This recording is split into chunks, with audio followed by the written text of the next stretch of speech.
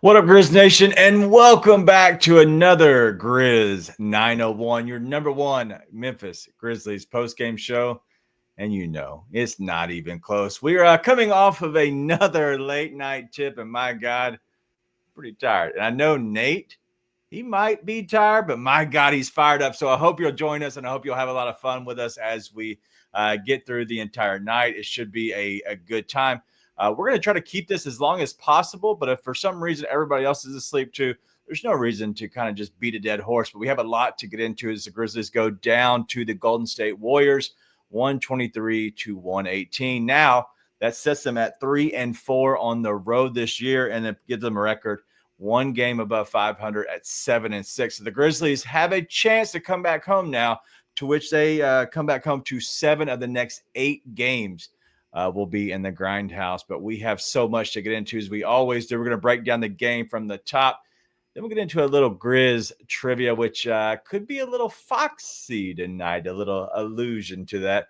And then the last thing we'll do a little look ahead, as Ryan always provides that for us. But that's it. We're going to get ready for the show.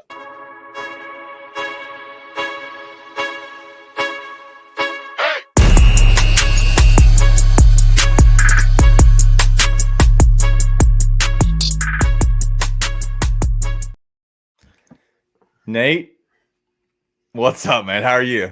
I told you he's pissed. You can look in those eyes and see the pissed off Nate. I love it. This is my favorite Nate. So buckle up, boys and girls. It's going to be a fun one. I ain't stay up for that.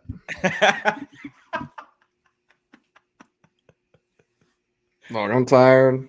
I'm keeping my language. I know there should be no children. If your children are with you listening to the show, stop. Shame. Stop. Shame. Put them to bed. Just put them to bed. But either way, in case they are here, I'm gonna keep it PG. I'm gonna keep it to things I would want my son to hear come out of my mouth. But what the no, like, dude. I mean, do we just want to dive right in? Do you just want me to dive right in? I do, but I have to give a shout out to an OG new OG, Art. He was like, "Am I the only one here?" He said he's alone here. So over on YouTube, obviously, we get most of our comments. It's going to be a very easy night. We're going to have more social media people that come through here. So it'll be a lot of Twitter people, a lot of people just kind of grazing and seeing this for the first time. So welcome. This is Grizz 901, Memphis Grizzlies postgame show. But if you want to join us over at Bluff City Media on YouTube, that's where all the comments are always at. But honestly, it's going to be a little bit lighter night just because it's midnight on out in Central Time. But shout out to Grizz Girl as well for joining us. Draymond was doing Draymond things, but off the top, Nate, I'm not going to hold you back any longer. All the pleasantries out of the way. Go ahead and give it to me. Well, let's get the easy stuff out of the way. All right. Somebody's gonna put the ball in the effing bucket. Like, at some point, somebody's got to make a shot. And I mean, at the end, Wells kind of found it, which I was glad to see because the lights were clearly too bright for him against the Lakers. And then to start out tonight, nice to see him kind of get it figured out late. Dez played awful for most of that game. Like, towards the end, he started looking more like himself, but Dez was terrible for most of that game. So that doesn't help. First game back, so I understand. Yeah. I mean, yeah, it's part of it. And chances are he's still hurting a little bit. I mean, for being honest. Like we said when it first started, hopefully he's not, but obliques are very weird. They're tough to fully heal. Yeah. Luke Kennard going 0 for 5 from 3 will make you want to blow your brains out. A lot of rough stuff. Part of being able to put the ball in the bucket is being able to actually get in a rhythm and play the game. Yeah. This is the first time. And we came out here after the Lakers game and we said, dog, sometimes people just have outlier games and beat you. Yeah. Like the Lakers shot, 8% better on like 10 more attempts than they normally do. Yeah, man. Like, it's an outlier game. And by the way, if Scottie Pippen doesn't smoke 2 layups, then it could go the other way, right? Right. This is the first time I've sat there and watched a game and then like, yeah, Taylor Jenkins ain't got it. This was the moment where I said I don't think Taylor Jenkins could do it. So this is the most fun for me. Not that I want to take Taylor Jenkins aside. Listen, I don't jump on coaching as conclusions, and neither do you. So I don't want to throw you under the bus on this. This is not what we're doing. my favorite thing to do in life is banter, or the other side of things is play the devil's advocate. But I want to talk through this because there's no reason that we're going to absolutely dogpile on the coaching staff, the franchise, the players. We will never be that show.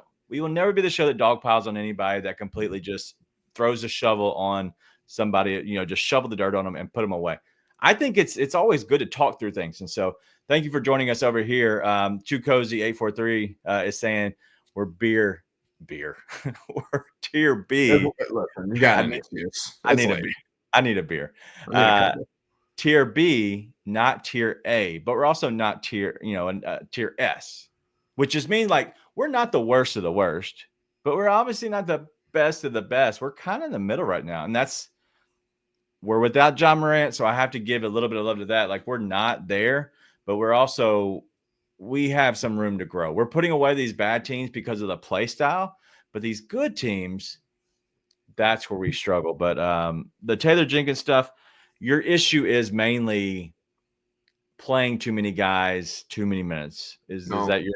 That's part A of my thesis. Okay, let me write these down. Part A of the thesis. And to be clear, I think the team is plenty talented to keep up with all these teams. That's part of why I'm so bothered by this. Yeah. They've got plenty of pieces to be able to keep up. If you got Ja Morant, Jaren Jackson, Desmond Bane, and then pieces that you clearly can throw out defensively and can hit occasional shots, even though tonight notwithstanding, you've got the pieces to compete at the highest level. Okay. So I'm not worried about that. These guys can't all get minutes in the teens. Nobody had a chance to get into a rhythm. And by the way, you actually had guys who looked like they were playing well. Like, you had guys who couldn't do anything. Like Brandon Clark was awful tonight. Unplayable. All right. I get that. But I get that. You also got guys like Edie and LaRavia who are playing well, who are giving you advantages. And by the way, this is me arguing for Jake LaRavia being on the court. So mark this down. Which, by the way, we said last time, he's playing really well. I actually give him all the kudos in the world. But, dude, they're also not playing. They got minutes in the low teens going into the fourth quarter. And it's like these two guys are actually winning when you're out there. So, okay, you've already kind of sprayed all over the map, which if you're going to do at the beginning of the game, whatever. Like, guys suck. You got to kind of see, okay, does anybody not suck tonight? Let's see what we got. But then at a certain point, you got to decide, hey, like, these guys are at least giving us something. We got to ride with these guys. And, like, let somebody get into a rhythm. But going into the fourth quarter, Jaren was the only one even sniffing 20 minutes. So, okay, so then let me combat a little bit of these because I think it'll be good for going back and forth. But I kind of want to poke holes in a little bit of that reasoning that you're having right now. So the Warriors just did it. Okay. If you had to, like, honestly, I'm looking at the entire box score. They played 12 people. If I'm not mistaken, I believe we played 13, or maybe we just played 12. 1, 2, 3, 4, 5, 6, 7, 12. Yeah, we both played 12. Everybody on their team that played got double-digit minutes. Huff got 6, and everybody else on our team did. So I get it, and I understand what you're saying, but also in the same sense, it's like if another team is doing it and they're kicking your tail, why is it different? Because their guys actually got into a rhythm. Like, their guys are playing within a system, and they're playing together. By the way, we're getting to that part in a minute. They are playing minutes together in a way where they are actually being able to get good shots, make shots, but they're all in a rhythm. There's no way that you can say that they played similar minutes and they got into a rhythm, other than the fact that we're getting guys back for their first game of the season, though. Like, we're just not getting Vince and Desmond Bane back. Agreed. It's hard to get into a rhythm this quickly. And so I don't think that is a reason that you like. I will stand on it. I effing hate playing over 10 players because to what you're saying is you get out of rhythm, right? You can't find your rhythm as quickly. So I hate it for that reasoning. But I don't understand, if they can do it, why can't we? Even though I do hate it, but why? I'm just asking. Here's what I'm saying. If they weren't in a rhythm, they weren't going to be on the court. None of them were playing poorly.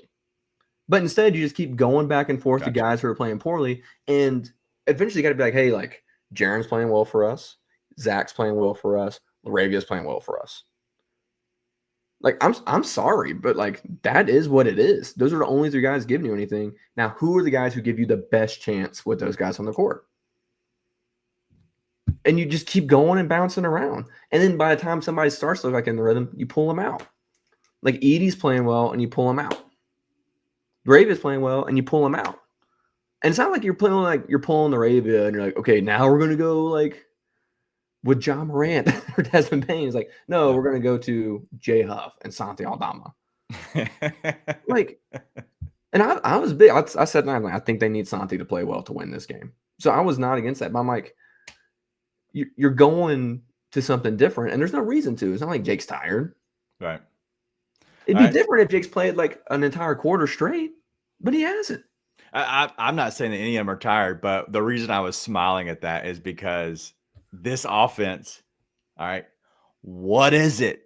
What is it, Bob? Like, like if you look at this offense, and I've said this for many a times, it's a fast pace, a lot of space. The pace and space, what they've always wanted to play with. The issue is when you get bogged down, there are no actions. There's no actions that anything other than it's a dribble drive, get to the front of the rim. If you get over help, then you kick it to where the help came from. And it's usually the open man. That's for the open three.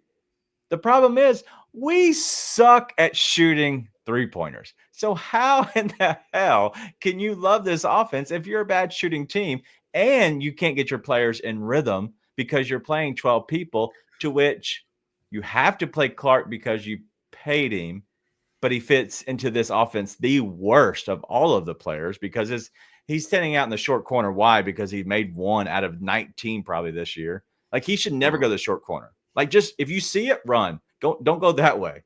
So I think it's an issue. Just there's a lot of issues overall. Well, and BC has been playing better and better, but tonight he was awful. I mean, he was lost defensively too. Anytime you're playing a team that moves that much, like Brandon has never been able to keep up with that and know where he's supposed to be, and that appears to still be the case. So that was rough. But there's an insistence on going like 3 big lineups tonight as well, like Jaren and Santi and Clark, or Jaren and BC and Edie, or that's why he put Jay Huff in at the end, which I was like, why is Jay Huff on the court, man? Like, well, because Clark was so bad. Yeah, but like you don't have to go with another. It was a 3 big lineup. I agree. Like Santi was out there too. Well, Santi's not a real big. No, but that okay. What is Jay Huff? Like Jay Huff can like stand there in the paint and block shots, but guess what? He's a human traffic cone once he's outside the paint. Listen, I've loved Jay Huff so far this year, but like, what do you think Jay Huff's the answer to stop the Warriors' movement offense? Like, come on, man. Like, go with. I was sitting there and I was like, dude, go with LaRavia right here. I mean, that's the other part of that is, okay, nobody's making shots tonight. Nobody's giving you buckets. What do you have guys that can do? You've got Vince, Wells, and still Smart, even though it's been rough, still Smart, who can all defend really well. And at that point, if you can just put guys out there who are going to defend well and at least get some stops, which, by the way, you would assume Vince and Wells are both going to eventually start making shots. Wells did tonight. Vince has still got a lot of rust to knock off. Yeah. But if at least put guys out there who can stop the other team from getting buckets, and that way other guys can start to find a rhythm, and then you start generating your offense off of defense. But instead, you're just searching. And that's it. And that's what really, I think, this is what bugs me. Well, and that's okay. So, man, how do you say this name? W. Youngman. Youngman? Okay, W. Youngman. Sorry. I was like, all right, those letters don't go together. They don't go together. Why not old man? Why young man? Yeah, I'm old, man. I'm old. Late. I don't know the new offenses. I'm saying it like, and me and you were talking very briefly before we got on the show. You were kind of going off so fast I couldn't. We didn't have a time to discuss. It was a lot of listening from me, but my thing is we were talking about it, and you were like, if the offense has to get the shots to the best players, to the better shooters. The problem with this offense, it's everybody should feast, right? Everybody feast when everybody can shoot. Not everybody can shoot. And that's the issue that we're seeing now is like, not everybody can really shoot on this team. And so what are we going to do overall as this offense? It'll look really good sometimes because you can out transition, teams, and you can get to the front of the rim, which we lead the league in getting into the paint and scoring. The problem is like if you don't have a good shooting team or a good shooting night, it's going to look like this, unfortunately. And that it will make it look even worse than it really is because the Grizzlies weren't out of that game.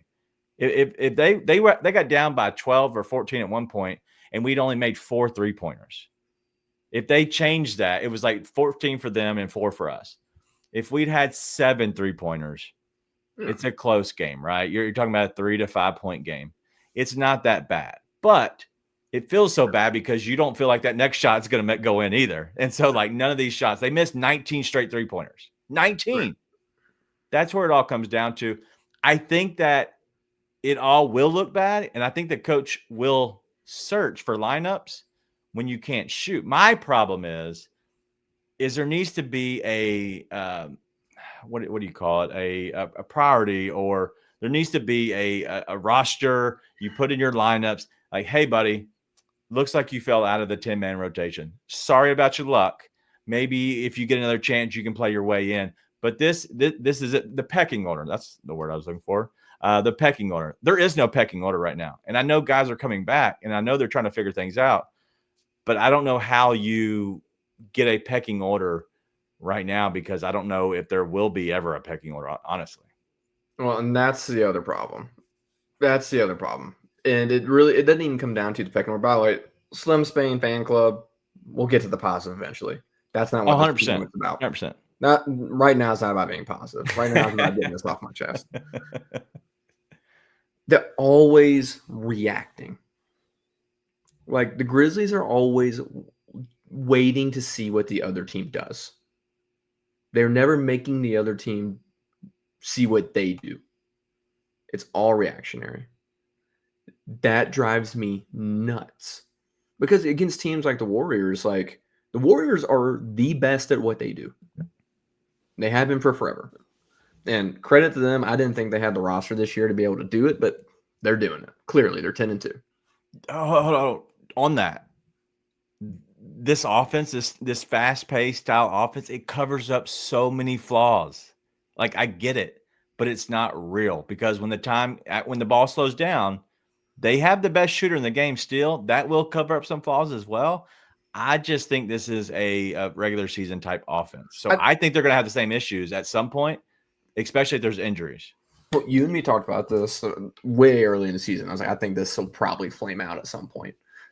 But they've won championships playing a style of offense, granted, in my opinion, with much better rosters to do it.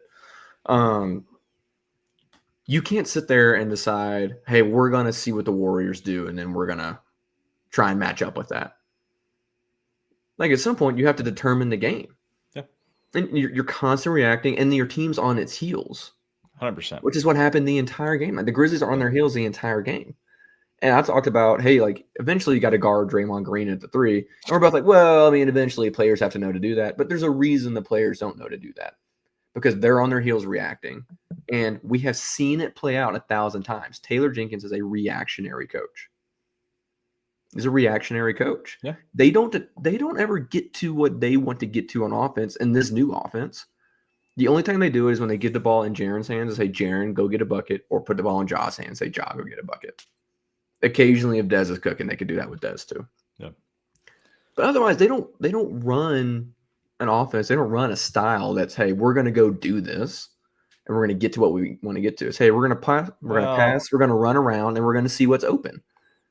Yes and no. Like, they literally are just getting back guys that should be playing in big minutes. So that's the issue. Is Jalen Wells should not be playing, and I like Jalen Wells. He's still showing signs of being a rookie. He's going to look really good some games. Some games he's going to suck. Vince Williams, honestly, he should be a guy that you can throw in as the glue guy, somebody that can be a pest, but you don't expect anything out of him on the offensive end. The problem is we're having to rely on some of these guys too much. Sure. I don't disagree with that. It doesn't change the fact that we have a history of this is the pattern with the Grizzlies. They react to what the other team's doing. You have Zach Edey, who again, when he was first playing this year, we're like, hey, he's unplayable. He's not caught up to the game yet. That's okay. Tonight, they had nothing for him. Nothing for him. Just like nobody has anything for Jaren on any given night. And instead, he's not even close to 20 minutes when you're heading into the fourth quarter. Right? Like, they end up playing him a ton on the fourth. He lands at, 23 minutes? He played most of that fourth quarter. Yeah, 14 and 10, 23 minutes, yeah.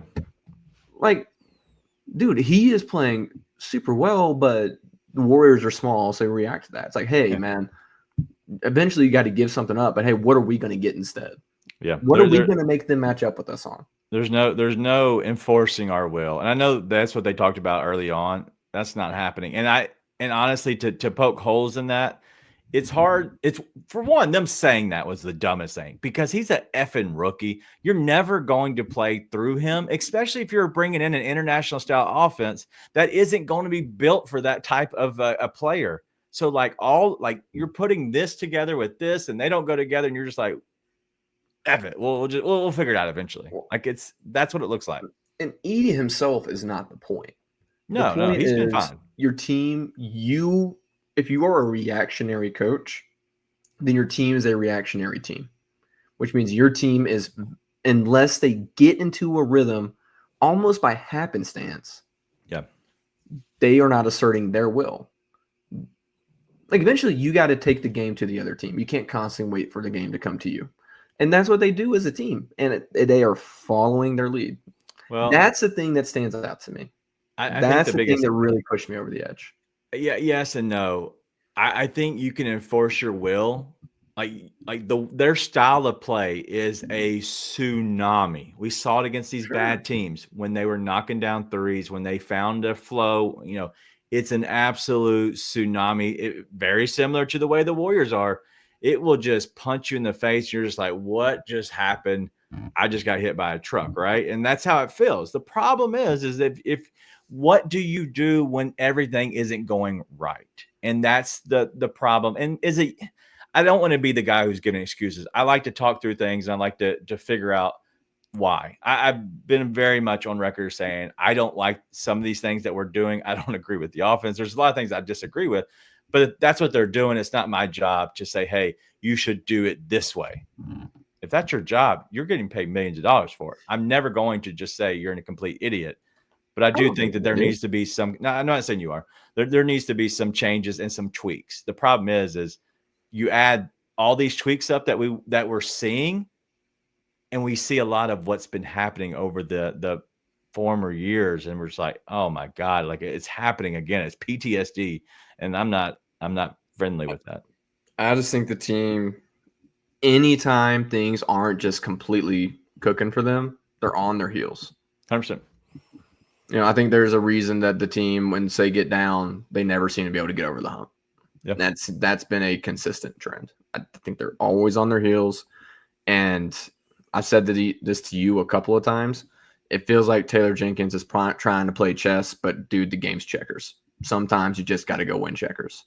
My thing is have you ever been to an escape room before? I'm going to use this analogy, and I think I know the direction. Okay. And honestly, listeners, if you've been to an escape room before and you walk in and you're just like, where the F do we start? Like, is there like an arrow that tells me where to start? So then you start talking to all your friends and you're trying to figure out. And finally, you just say, hey, let's simplify this.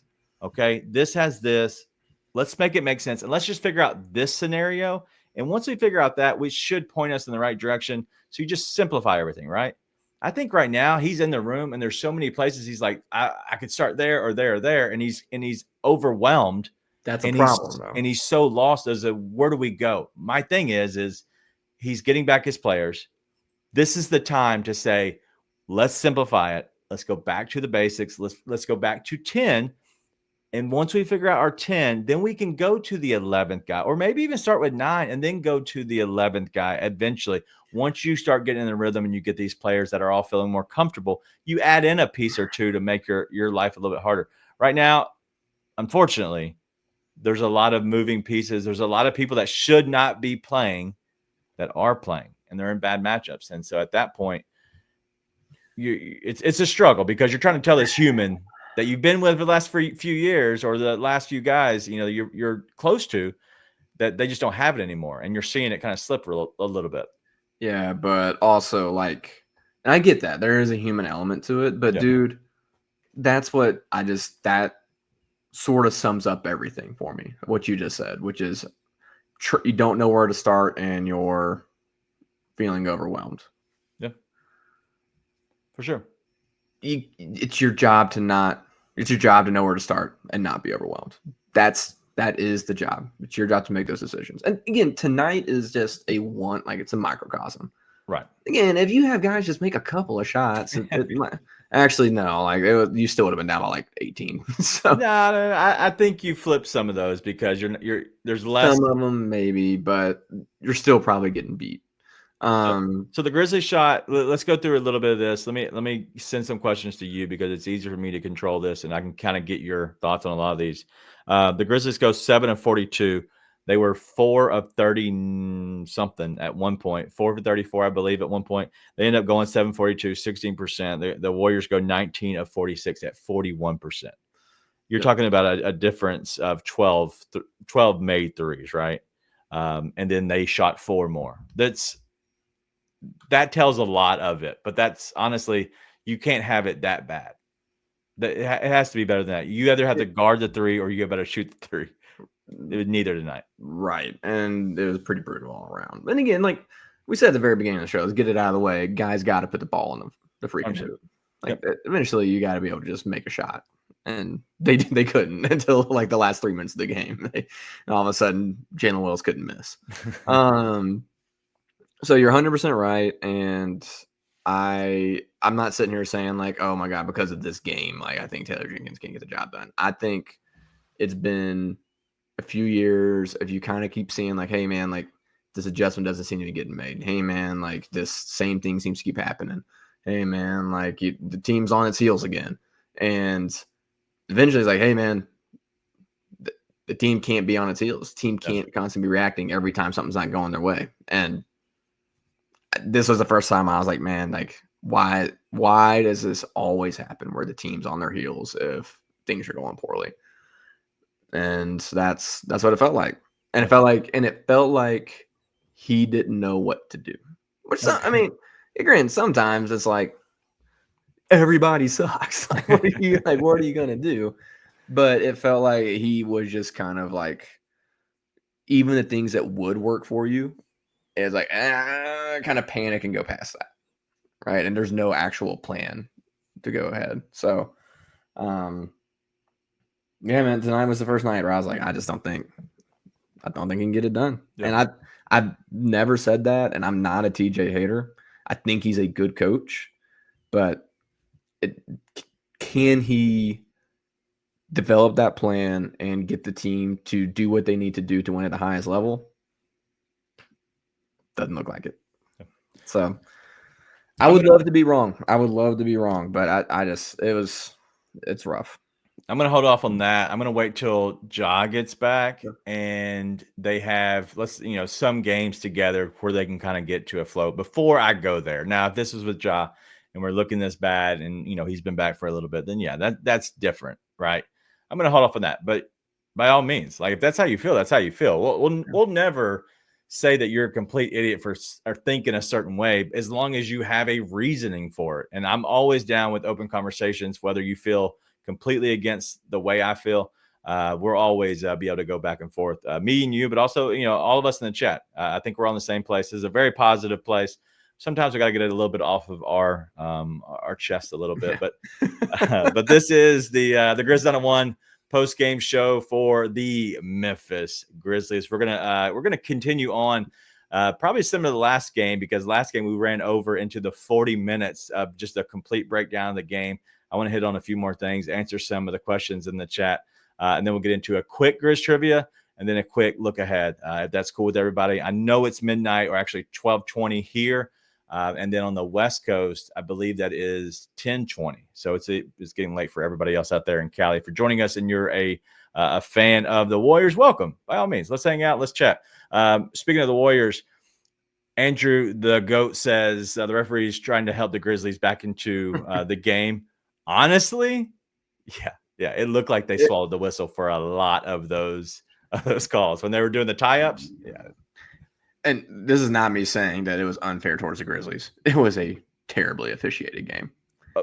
On both sides, yes. Yeah. It did not favor the Warriors by any means. If anything, it did favor the Grizzlies. They were terrible.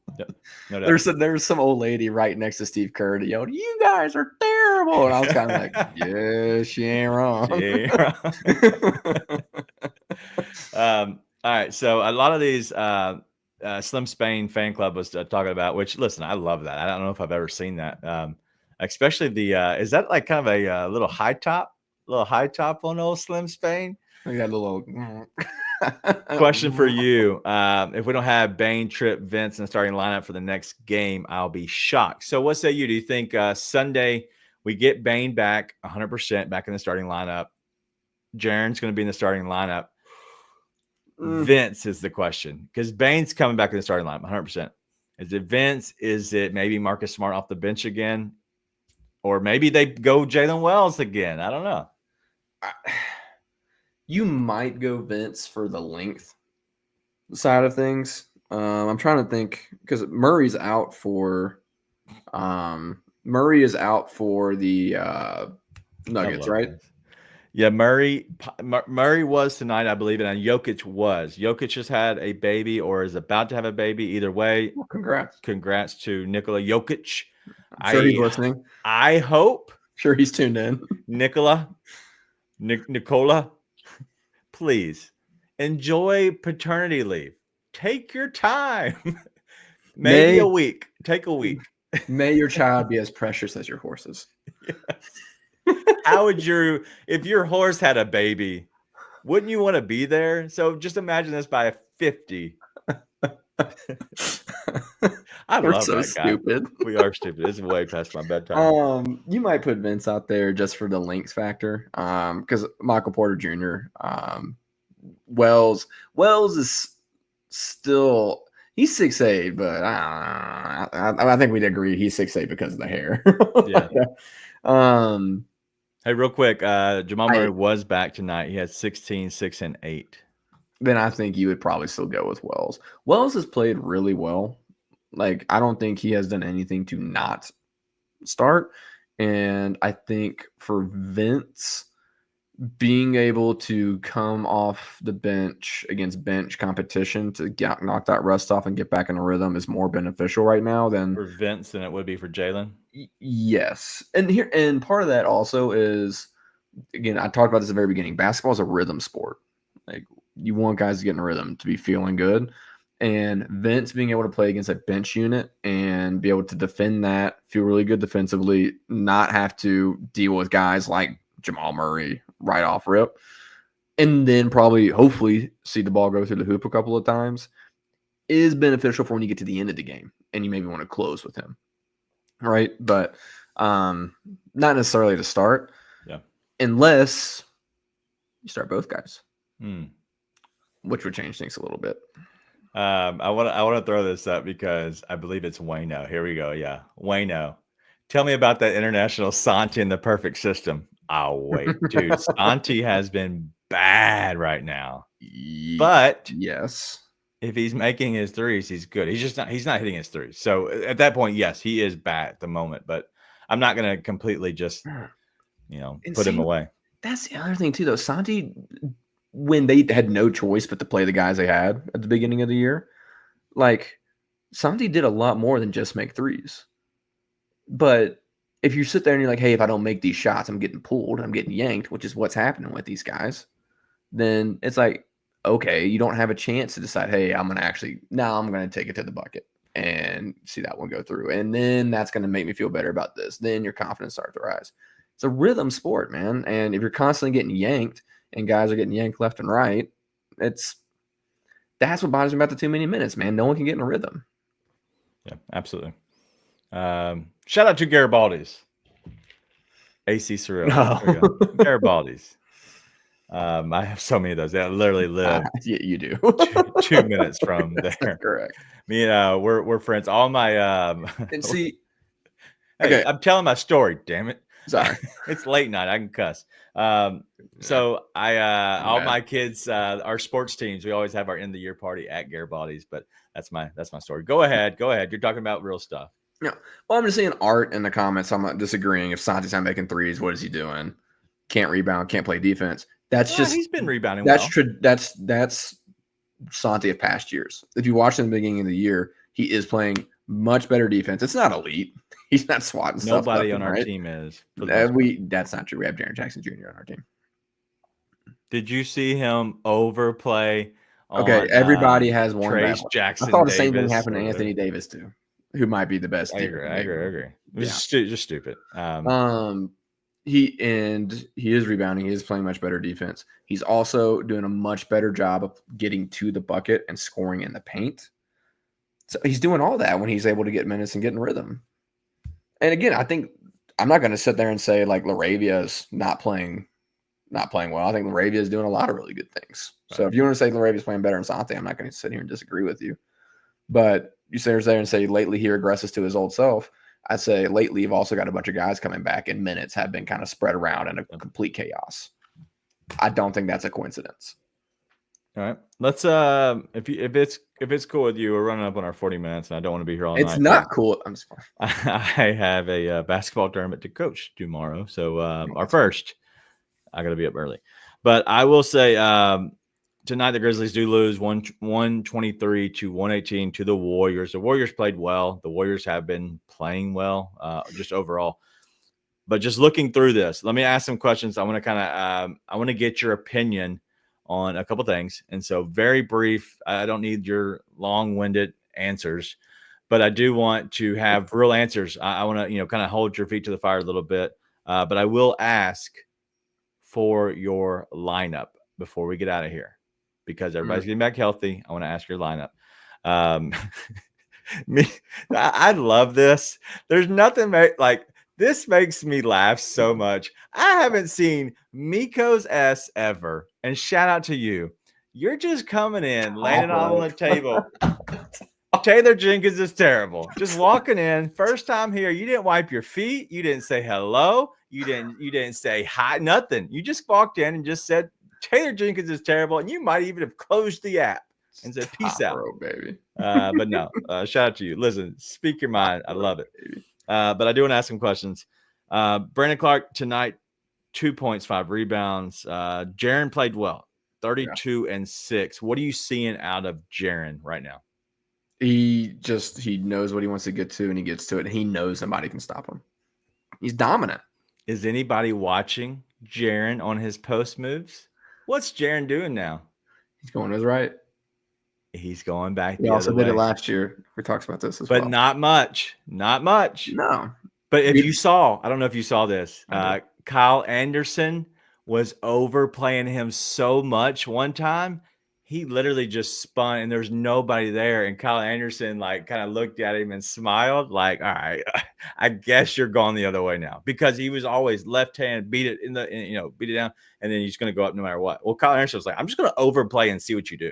And he eventually just, spun and went. So shout out to Jaren. Listen, he looks amazing in the post now compared to very beginning of the season when he was just throwing the ball through the wood. Jalen Wells, 16 points, 4 rebounds. Looked okay. Went 0 of 4 and then hit, I think, his last 2 3-pointers, I believe it was, or he might have been whatever. Jalen Wells. He looked better, but still, I think he was a little overplayed. But then the rest of the guys. Edey played at 14 and 9. He did have a rebound earlier, 14 and 10. They took it away from him. As I'm looking at this app, Desmond Bane, 18, 6 and 2, 27 minutes. Thoughts on Bane? I'm not going to trash the dude because he's just coming back from an injury and all that, but he looked really bad until the fourth quarter. I thought turned the ball over a ton, was clearly rusty, and trying to make things happen that he just wasn't making happen. But I also feel like once you get Bane back in a rhythm and back on the court a couple of games, most of those plays that he did not make tonight are getting made. Hold on a second. Some child things. Take me 2 seconds. All right, he's on probably daddy duty at the moment. Nate has a young kiddo now, and so look at you being all daddy that'll stuff probably now. happen again. If you had to guess real quick, let's move on from Bane. I think that's enough. Bane will be fine. Turnovers tonight. Who do you think led the game in turnovers? Grizzlies or Warriors? I would think the Grizzlies, did they not? How many turnovers do you think they had? Either team. If you had a guess. 18. I don't know. You're very close. The Grizzlies had 15 turnovers tonight. The Warriors had 19. It's just Warriors threw it out of bounds a lot. They did. A lot of dumb turnovers, but they did have, I believe they had more steals, a 9-8, so really not much. So either way, there's not much of a difference. But I want to get to next game. The Grizzlies have everybody healthy as they had tonight. What are you doing? Are you going with 8, 9, 10, 11 guys? Who are they? Chat, I want to know. I want to know this. Let's make an agreement. You know what? Whatever. Write everybody's name down. I was going to try to help everybody, so we don't have to have everybody writing names down. But we know Jaren and Bane. Everybody's playing them. But let me know who would be your guys, because I believe that everybody would play Edie. Everybody would play Pippen at this point. But is there anybody else, or who would be your 8, 9, 10, 11 guys? How many would you go with? Who would you go with? I would go with Pippen, Bane. The not starting Bane thing was too cute, in my opinion. I don't think it really mattered. I did think it mattered. Like, why are you not starting him coming out of the half? That I'm curious. Did they not start Bane because they didn't start what's his face? Smart? And they're like, you know what? Maybe, dude. We'll do that because we didn't start him, and then we can start Bane next time and then keep Smart on the bench. I don't think they want Smart to start. I don't think they do either. But if you can't have that conversation like grown men, then trade them. I agree. All right, keep going. You got Pippen, Bane, Jaren. Grown ass man with a kid. He can take the conversation. With a bad haircut. Pippen, Bane, Jaren. I'm looking at the Nuggets lineup. I would stick with Wells. And then I would be okay with two different guys. I would be okay with either Edie or Vince. If you want to go with both wings to start, I'd be okay with it. Problem is, you're going to have to pull one of those guys pretty quick. Probably Vince, if you do that, because he is not going to rest off, and he ain't going to have the win to be able to play as many minutes as you'd want him to. So probably Edie is who I would want, but I would be okay with you if you're playing Wells and Vince at the same time. Okay. I would say I think it would be probably rough if you did, just because Vince hasn't played basketball in so long, and he's never played basketball with Jalen Wells. All right. Who else? After that, I think you've got to play Laravia. I think he has proven he's one of your best guys right now, which is not something I ever say. Him and Santi both are guys who I just was like completely like left for dead, and both of them ended up contributing to this team. So who else should I trash? Chat, give me someone else who I need to trash that they end up being awesome. I would pump the brakes on awesome Nate. Let's not get ahead of ourselves. But that has us at what, 7 with Vince and Edie both included. Yep. Going back here, Smart. You would play Smart? Yeah, I would play Smart. And then 8. I'd probably go with. I'm leaving out someone I wouldn't want to leave out, but I'll go with BC Santi. Wow. I don't want to leave out Kennard, but I'm just like, if he's not draining threes for you, it's like, and he has done more. We've talked about, he's done a lot more facilitating. He seems to be more engaged all around than just shooting. Yeah. But man, if he's not making those shots, there's always somebody who does everything else better. All right, so Sherman Jones, I believe, he says GG, but obviously I don't, GG's not here, Josh's not here, but that would be who you would kind of go with. Wow, I'm shocked you left Luke out. and then Huff's your guy. But if I had to be shocked of anybody, I'm shocked that you left Conchar out. I'm kidding. GAD. I'm not gonna go there. I can get me in trouble. And it ends up coming. The reason I asked that is it's tough to do that. So imagine like you're literally looking at these humans and trying to figure it out as well. It's tough to have those conversations. It is, but somebody needs to put the big boy pants on. I think the conversations need to be had. I think we need to have a pecking order because the roster, is very big and it is absurd. They need to eventually move somebody and they need to do something. But what do you do? And so at this point, there has to be some kind of trade. But let's go ahead and put a bet on this. I think we're good. I do as to Cozy 843. That's the change I would have is I would have BC. I don't think I'd play BC much. It'd have to be the right matchup for him, and I'd be matchup consistent with with Clark and Huff for sure. I think Huff's shown you enough, especially with this offense stretching it out. I think Huff can be that guy. So yeah, I don't believe that the BC fall off is as stark as it's looked for a lot of the games. I thought he was looking better and better and better until this game. Yeah, I don't think the fall off is there. It's just like they don't, like you said, play to his strengths very much. But I don't think that means that you shouldn't. History has shown us you play Jaren and BC together, you win by a lot. And I think that if you would play in a way, if you would play more towards your strengths of your best players, I think that trend would continue. So, okay. Well, stick around with us. We're going to get to Grizz Trivia. Jalen Nelson says, great show, guys. I appreciate that. We're going to get into Grizz Trivia now.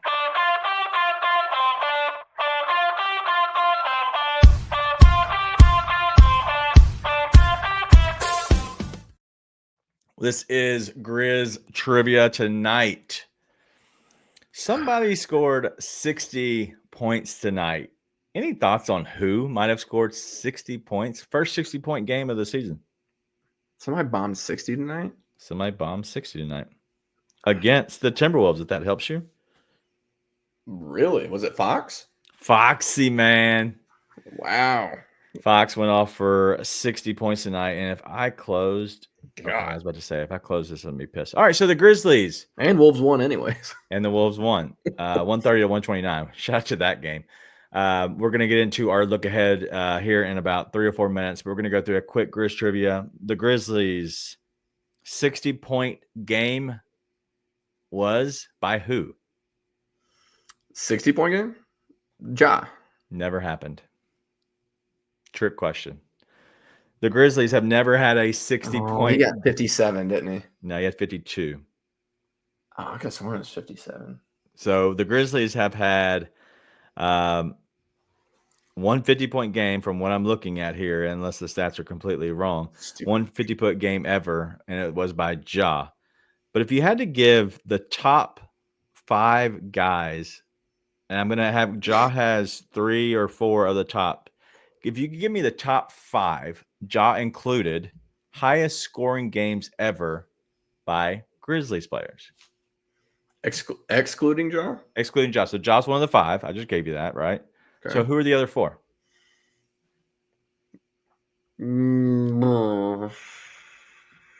Conley? Jaren. Jaren Jackson Jr. is one. He's the 5th one. What was the number? Jaren had 44. Did Mike ever score that many? Mike who? Conley. No. No, I don't think Mike Miller did either. Mike Miller, 45 back in 2007. Really? Dang, I was not going to guess Mike Miller. Look at these in the chat. Look at that. 2 of those. I'm trying to think, did Dez ever go off like that? I don't know if Dez has ever had 40. I'll say it, Dez. Dez has 49. Shout out to Art. Did he really? Art Duarte. 49. For some reason, I thought he hadn't cracked that. But hey, better lucky than good. And I will say, it was not Zebo. I will tell you, a sneaky good trivia question would be Kenny Lofton with 42. But it's not him.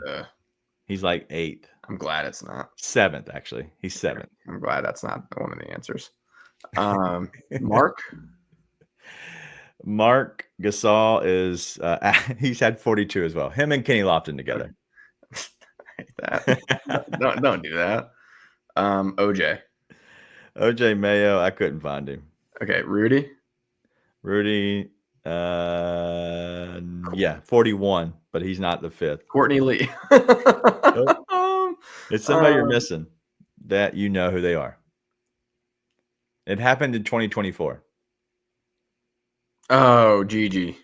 Gigi with 44. Yeah. Shout out to somebody who said he had a monster game. I don't even see it anymore. There's so many in here. Am I missing any more? Nope, that's it. So it was really? Ja.